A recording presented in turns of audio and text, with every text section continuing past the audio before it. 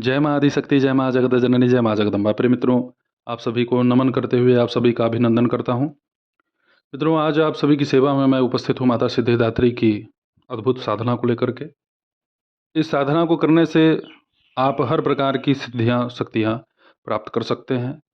माता सिद्धिदात्री का अगर कोई आश्रय लेता है, अर्थात इनके मंत्र का कोई जप करता है, कोई साधना करता है, तो वह दैत्य हो, चाहे वह मनुष्य हो या वह देवता हो, माता उसे सिद्धि देने में जरा भी भेद नहीं करती।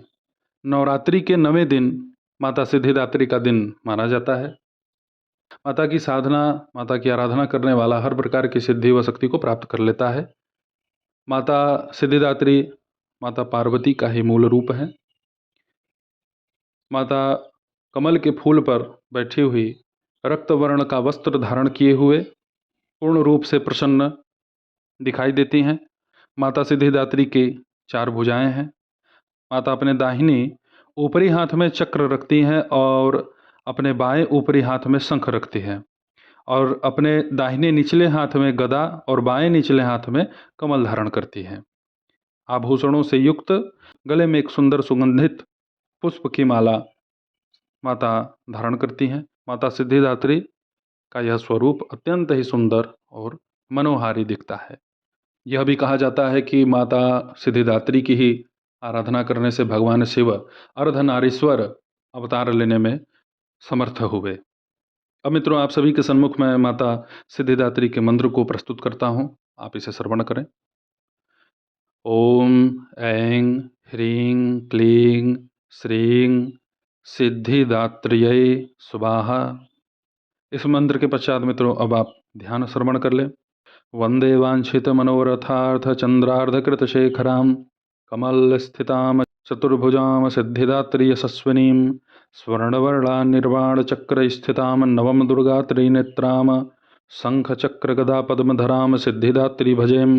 पटांबर परिधानां मृदुहास्यानालंकार भूषितां मंजीरहार केयूर किंकड़ी रत्नकुंडल मंडितां प्रफुल्लवदना पल्लवाधारां कांतकपोलापीन पयोधरां कमनीयां लावण्यां श्रीलकटिं निम्ननाभिं नितंबिनीं। अब इसके पश्चात आप स्तोत्र श्रवण कर लें। कंचनाभाम शंख चक्र गदा पद्मधरा मुकुटोज्ज्वलो स्मरे मुखी शिवपत्नी सिद्धिदात्री नमोस्तुते। पटांबर परिधानानालंकार भूषितां नलिनी स्थितां नलनार्छि सिद्धिदात्री नमोस्तुते। परमानंदमयी देवी परब्रह्म परमात्मा परम शक्ति परम भक्ति सिद्धिदात्री नमोस्तुते। विश्वकृति विश्वभर्ति विश्वहर्ति विश्वप्रीता विश्ववार्चिता विश्वातीता सिद्धिदात्री नमोस्तुते। भुक्ति मुक्तिकारिणी भक्त कष्ट निवारिणी भवसागर तारिणी सिद्धिदात्री नमोस्तुते। धर्मार्थ काम प्रदायिनी महामोह विनाशिनी मोक्षदायिनी सिद्धिदायिनी सिद्धिदात्री नमोस्तुते। अब इसके पश्चात कवच आप श्रवण कर लें।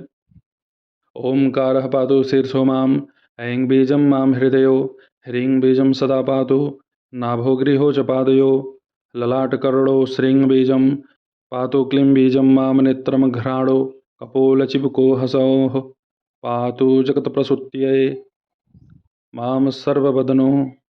आप सभी के सन्मुख मैंने माता सिद्धिदात्री की साधना को प्रस्तुत किया। माता सिद्धिदात्री की साधना प्रत्येक देवियों की ही भांति आपको करना है। कुशासन पे आपको विराजित होना है मित्रों, और अपने सन्मुख 9 घी का दीपक आपको प्रज्वलित करना है, और प्रत्येक दीपक में आपको 9 फूल वाले लौंग डाल देने हैं। एक नारियल लेना है, उसके जटा को उतारना है, उस पर बीज मंत्र अंकित करने हैं, जो आप शैलपुत्री के ब्रह्मचारिणी के समय करते आ रहे हैं शुरू से। ठीक उसी बीज मंत्र को इस पर आपको अंकित करना है, और इसे आप चुनरी में लपेट करके उन्हीं नारियलों के पास रखें जहाँ पे आपने अब तक 8 देवियों को नारियल चढ़ा रखा है। माता सिद्धिदात्री के मंत्र का जप आपको 9000 की संख्या में जप कर संपन्न कर लेना है। माता को भोग जो भी आप लगाएं, जैसा कि मैंने पहले ही कहा है कि नवरात्रि में 9 प्रकार के भोग, 9 दिन के 9 भोग अलग अलग होंगे, तो इस तरीके से आपको भोग लगाना है। तो आज के दिन विशेष रूप से हलवा का भी भोग लगा सकते हैं, खीर का भी भोग लगा सकते हैं। अब मित्रों, आप सभी के सन्मुख मैं ये बता देता हूँ कि अब तक जो नारियल आपने माताओं को अर्पित किया है उसका आपको क्या करना है। वह प्रत्येक नारियल आपको उसी अवस्था में उठा लेने हैं और उसको आपस में एक लाल तूल लेना है जिसमें कि वो अच्छे से बांधा जा सके। रक्षा लपेट करके उन प्रत्येक नारियलों को उसके अंदर आपको बांध देने हैं। पूर्व और उत्तर का जो कोना होता है उसको ईशान कोण कहते हैं। उसी पूजा कक्ष में ही ईशान कोण की तरफ आपको इसे अगर टांगने की व्यवस्था हो तो टांग दें ऊपर, या लकड़ी के बाजोट पर आप इसको रख दें। और यहाँ एक घी का दीपक आपको शाम के समय जब सूर्य डूब जाते हैं तो इनके सामने आपको एक घी का दीपक प्रज्वलित करना है प्रत्येक दिन। इस प्रयोग से माता नवदुर्गा आपके घर में विराजमान हो जाती हैं।